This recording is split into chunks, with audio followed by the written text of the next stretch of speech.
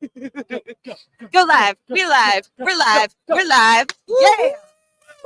And it's always fun to do that when a bunch of people are walking by and they can all see us do that. And welcome. We do have microphones though, so we do look like we're just doing stuff live. That is true. But they can't really hear us like you guys can hear us. So welcome. Hey, you might have seen yesterday's live stream, which we talked about everything we're doing at AWS reInvent. And we are stoked to be just giving you some recaps. But to get started, we have some new guests on. I'm Jen Janad, your host. I am doing the social media takeover while I'm here. And then we have two additional guests, which one of them I match with. And then one of them is really cool too. So, hey, who are you? Hi, I'm David Tippett. Oh, should I take? I'll take it. Hi, I'm David Tippett. I'm a senior developer advocate, and I work on open source OpenSearch. So super excited to be here with our friends at Ivan because they run a really great OpenSearch managed service. So it's phenomenal. Thank you for having me, by the way.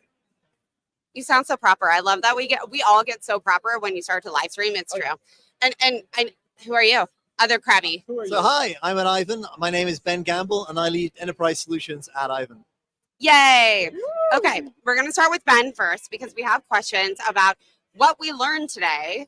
And then once we go through some things we learned and all of that, we'll go through what we're looking forward to later this week. So, Ben, what did we learn about today? So the big announcement for me, at least, was the new version of S3. This is the high performance S3, which allows it to go up to 50 to 100% faster. It's like a massive game changer when it comes to both like low latency apps, which need to have big footprint storage, but more specifically for serverless. It has some limitations like single region egress, meaning you can't read from it from multiple regions. But what it means is for those Lambda powered apps, you get to shorten down the amount of runtime you got for a potentially massive saving. It's kind of a game changer. You're increasingly eroding the need to have a local SSD. Damn. All right. That's kind of that is quite super cool. Quite the bomb drop because it's like talking about everything that you said 50 to 100 times faster. Faster. So it's like between double and 3 or 4 times faster. It's kind of crazy. So like think S3 used to take maybe 200-300 milliseconds to access. Okay. Now it's like 50. And like you have to understand that reducing time is a non-linear upgrade of speed. So it feels considerably better. So you imagine you were writing to your code on Lambda down to S3, right? You were billed per millisecond.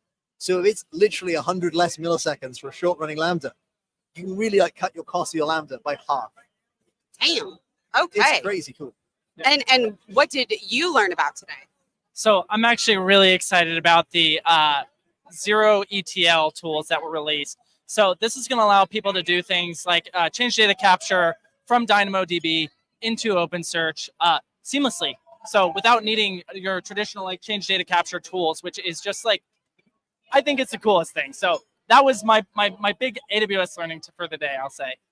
All right. And now, anything you two want to add before I ask the next question?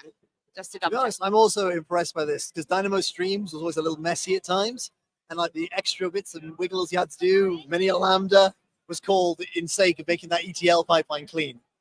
Yeah, I totally agree. I've not had much experience because I work mostly on the open source side of things. So it's handy, but I know for our friends over at Amazon, they are loving this. Oh, all right. Next question. And I know you're prepped for it, and we're going to see what Ben says because I did not fully, prep you, Ben. It's live streaming, and thank you. We love the jackets too. They're so fun. They are so much fun. All right. I will ask Ben first because that's going to be. What are you most looking forward to this week? So this is my first reInvent, and it is kind of an experience to see how much conference you can pack into one city in 1 week. There are 16 venues within a surprisingly large area. Yes. But like, I am mostly looking forward to just how many fun conversations I can have for different services. Also, like, I may be playing a little game of AWS bingo behind the scenes with how many different service names I can come up with and hear about along the way. I think I'm up to about 40 so far. I'm like, I want to try and hit like 300 before I leave. Nice. Nice. Okay. This one's all you. Because I know you're looking forward to something really big. Look, I'm going to say there is a lot of big stuff coming. I cannot drop exactly. However, people should be really attending the keynotes. And in particular, there is a Amazon OpenSearch session where McCool and Carl, our GMs, are going to be talking about a lot of really cool new stuff coming into the Amazon OpenSearch service. And even past that, for me personally, I'm just enjoying being here with the people. So, getting to talk with you all, talk about the new features that are releasing in OpenSearch 2.11, or sorry, already out there, by the way. Really exciting. And OpenSearch 2.11, I imagine, is coming very quickly to Ivan because they are phenomenal. They roll the fastest OpenSearch service. I will say, roll out OpenSearch the fastest onto Ivan's platform, which has been great. You guys have been phenomenal partners.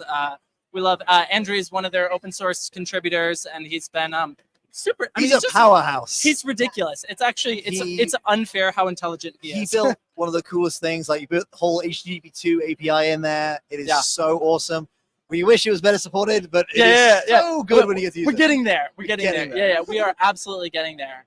And I mean, across the board, OpenSearch is starting to do a lot of really interesting things. Like one of the things that rolled in 2.11 was conversational search and RAG pipelines. Oh, yeah. So these allow you to basically build a conversation history and feed it into a RAG pipeline. So traditional like generative AI stuff, but it's all happening in OpenSearch. And that's the big change, is you have to push the training into the database as well on these pipelines. So you'll ingest the conversation.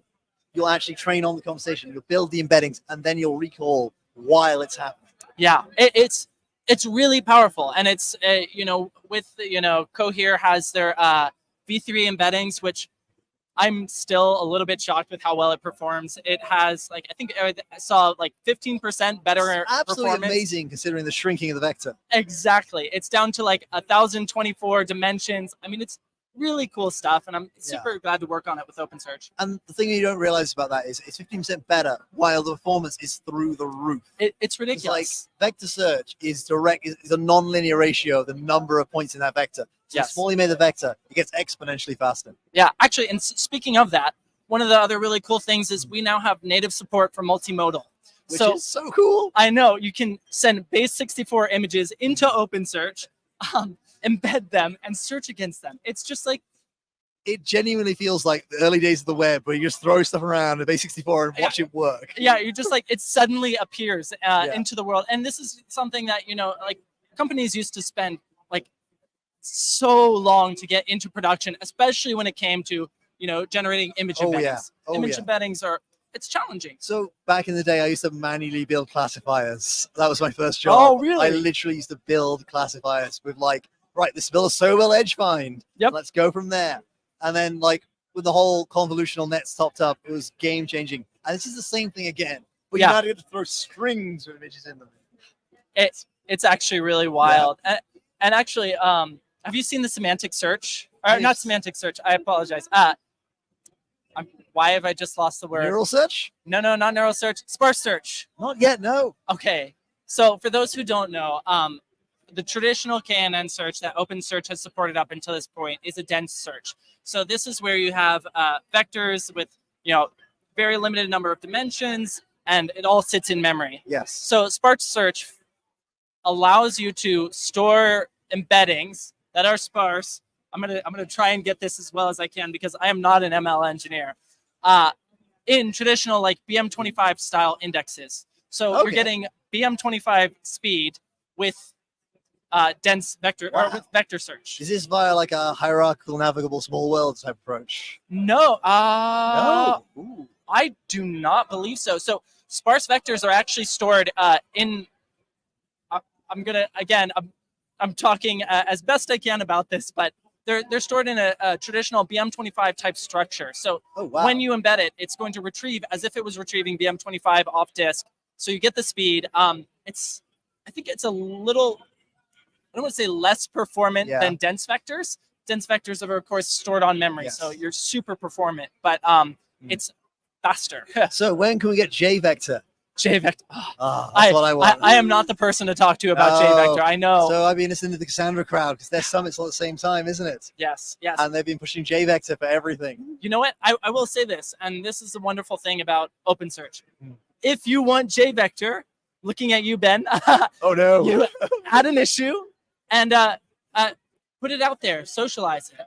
This is a great thing. I mean, the conversational memory and RAG features were contributed by a company called Aaron, who's one of our big contributors in this space right now. So OpenSearch is more and more taking these features that are just transforming it in a lot of different ways. So super excited. It is, and that's the fun thing. It's like it came out of a strange place, but then it started filling a void for everything from the hotel work going on, which is truly game changing as well. So it's like now suddenly just taking the vector world by storm. Like, here's the tool, let's make it work. Very true. Very true. All right. Because I know we are doing these as like, sweet little wrap ups, but also when else are we going to have OpenSearch here and get the two of you together to talk about it? I'm curious if you had to name one favorite feature of OpenSearch, what is it? Shall I go first? Yeah, you go first. I'm going to think on this one. For me, it's the maps. I am a huge fan of getting good mapping data out there. And like, it's one of the few features of Kibana I was so happy was preserved and then maintained as it came over.